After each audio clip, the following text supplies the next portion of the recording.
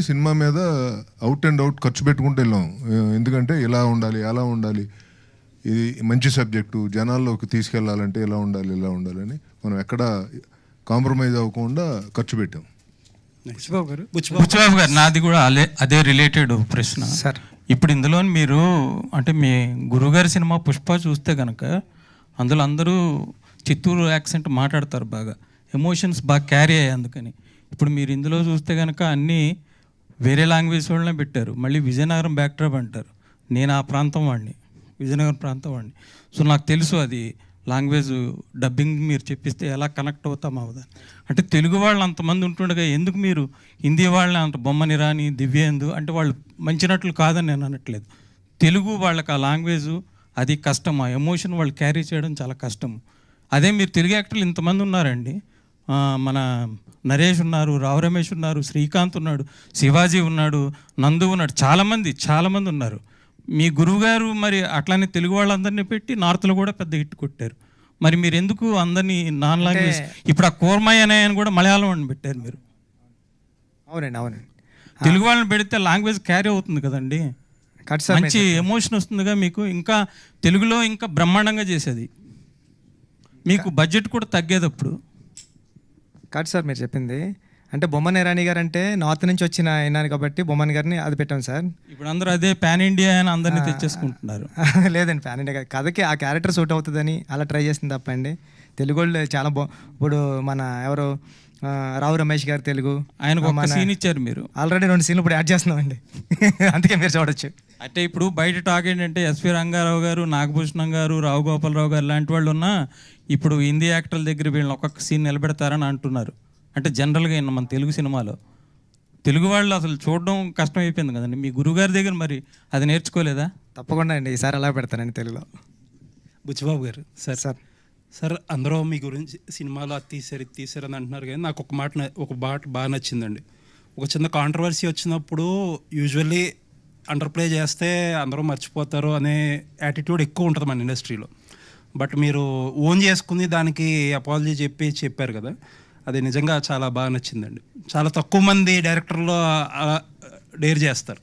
Thank you sir. పైగా issue కూడా అలాంటిది. నాకైతే ఆ ఒక్కటే నచ్చలేదు సార్. Thank you sir. కారణం ఏంటంటే ఒక పాత్ర ఒకలాగా ప్రవర్తిస్తుంది అనేది అది దర్శకుడు ఊహ, ఆ ఊహతో చేసింది. అంటే ఇక్కడ ఇంగ్లీష్ మాట్లాడగలిగినోడు గొప్పోడు, పిహెచ్డీలు పట్టభద్రులు వాళ్ళు ఆలోచన విధానమే సరైంది అన్నది ఎక్కువైపోవడం వల్ల ఎవరైతే సోషల్ మీడియాలో వోకల్గా ఉన్నారో, ఎవరైతే మాట్లాడి పదాలు గుమ్మనించి చేస్తున్నారో వాళ్ళ అభిప్రాయం రుద్దబడి ప్రభావితం అవడం తప్ప ఒక దర్శకుడికి ఒక పాత్ర ఇలా ప్రవర్తిస్తుంది అనే స్వేచ్ఛ కూడా ఇవ్వకపోతే మనం సృజనాత్మకతకి ఏం చేసినట్టు?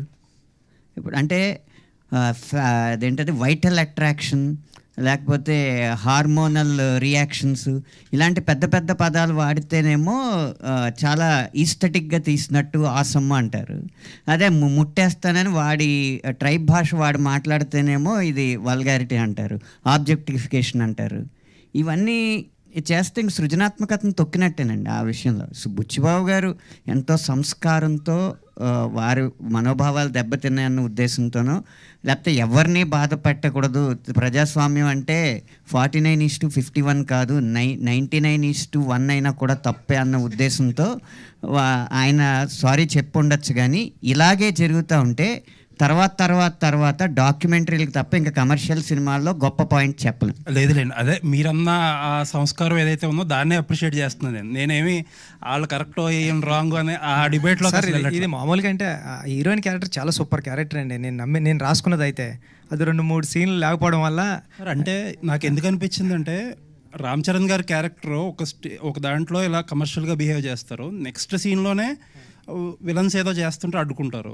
అండ్ సెకండ్ హాఫ్లో అమ్మాయికి ఏదైతే రీజన్ చెప్తాడో ఇమీడియట్గా అమ్మాయి రెస్పాండ్ అయిపోతుంది కదా, ప్రాబ్లీ ఏదో అదే సార్ ఆ 2 సీన్లు అండి ఇప్పుడు అక్కట్లేదు. ఇప్పుడు యాడ్ చేసాం సార్ ఆ 2 సీన్లోనే. ఆ 2 సీన్లు యాడ్ చేయడం షేర్ కూడా వచ్చారు నిన్న చూశారు, అన్న ఎంత బాగుంది కదా అన్నారండి. కొద్దిగా లెంత్ భయపడి తీసామని సార్. ఎక్కడ ఇట్లాంటి కామెంట్స్ ఇట్లాంటి విమర్శలు వచ్చినప్పుడు దాన్నే ఎక్కువగా మాట్లాడుకుంటున్నారు, కానీ మీరు చెప్పిన సబ్జెక్ట్ అనేది డివియేట్ అయింది.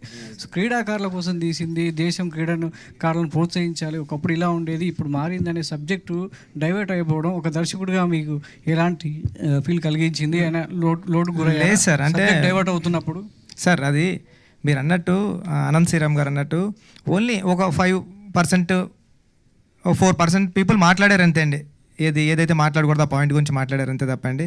95% పీపుల్ అయితే ఏదైతే మేము నమ్మామో అదే నమ్మారండి. ఎడిటింగ్ రూమ్లో నేను చూసి సూపర్ సినిమా తీసేవరా బుచ్చి అని నేను ఏదైతే ఫీల్ అయ్యానో, నేను ఏ థియేటర్కి వెళ్ళినా సరే నాకు అలాంటి రియాక్షన్ ఉంది సార్.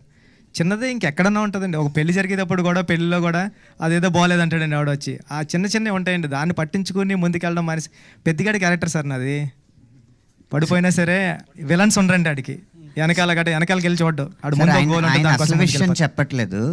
నిన్న టీ తాగడానికి వెళ్ళినప్పుడు భర్తలతో సహా వచ్చిన కొంతమంది మహిళలు ఆయనతో ఏమన్నారు తెలుసా? మీరెందుకు సార్ సారీ చెప్పారు, మాకేం అంత ఇబ్బంది అనిపించలేదు, మిగతా సినిమాలు అన్నిటికంటే కూడా చాలా పద్ధతిగానే ఉంది, మీరు అంత ఎందుకు స్పందించారు, అంత సారీ ఎందుకు చెప్పారు అని అడిగారండి మహిళలు. శశి గారు సార్ శశి గారు ఈ సినిమా అంటే ఆంధ్రాలో చూసుకుంటే కనుక చాలా ఎక్సెప్షనల్ రెవెన్యూస్, అంటే ఊహించిన దానికన్నా ఎక్కువ చేసింది. బట్ నైజాం పరిస్థితి ఏంటి సార్? నైజాం ఎలా ఉంది, ఎంతవరకు అనుకుంటున్నారు? మీరు ఊహించిన దానికన్నా ఉందా, రీచ్ అయింది, ఇంకా ఎక్కువ ఉందా? సార్ సినిమా అంటే ఒక మంచి మోటివేషన్గా తీసిన సినిమా, ఈ జనరేషన్కి కరెక్ట్ నీడ్ ఉన్న సినిమా ఇదండి. సో ఖచ్చితంగా ఒక మంచి ఒక మోటివేషన్ సినిమా ఇంత కమర్షియల్గా పే చేయడం అనేది ఇంతవరకు హిస్టరీలో లేదండి. ఇదే ఫస్ట్ ఫిలిం.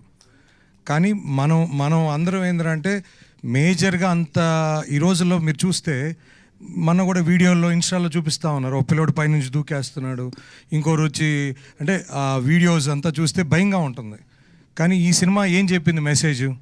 ఒరే నీకు లైఫ్లో కష్టం అనేది కంపల్సరీ వస్తుంది, దాన్ని నువ్వు ఎంత మెలకుగా దాన్ని ఓవర్కమ్ చేస్తావు అనేది జీవితం. ఇప్పుడు అందులో ఈ సినిమా ఏంటి, ఈ రోజుల్లో సెల్ఫిష్ తప్ప ఎవరు పక్క ఊరు గురించి పట్టించుకోవట్లేదు, పక్కింటోడి గురించి పట్టించుకోని రోజులు ఇవి. కానీ ఈ సినిమా ఏం చెప్పారు, ఒక ఊరి కోసం అతను నా ప్రేమించిన అమ్మాయిని వదిలేశాడు, అంటే ఆ ఊరి కోసం, అంటే కాలు తీసుకోవటం అనేది అది చిన్న విషయం కాదు సార్, అది ఎవరు చేయలేరు. అందులో ఒక రామ్ చరణ్ లాంటి వ్యక్తి ఈ స్టోరీ ఒప్పుకోవటం, ఎందుకు ఒప్పుకున్నాడు అంటే కూడా దీనివల్ల ఆ మెసేజ్ ఈ జనరేషన్కి వెళ్ళాలి, అది ఆయన చేస్తేనే, ఆయన చెప్తేనే జనాలకు వెళ్తుంది. అది ఈ సినిమా మోటివేషన్ అండి. సో ఖచ్చితంగా ఒక కమర్షియల్గా ఒక హీరో అంటే అన్ని రకాల కమర్షియల్ అనేది, ఇది కమర్షియల్ పెడుతూ ఒక మంచి సినిమా ఇది. సో ఖచ్చితంగా నేను ఫస్ట్లో చెప్పినట్టు సార్, ఈ సినిమా ఏదో మండేకి పడిపోయో లేకపోతే ట్యూస్డేకో ప్యాకప్ అయిపోయే సినిమా కాదు ఇది. సో ఖచ్చితంగా ఫ్యామిలీసు సార్, ఈ రోజుల్లో ఎవరు కూడా డిప్రెషన్ ఉన్నారని పిల్లలు పోయి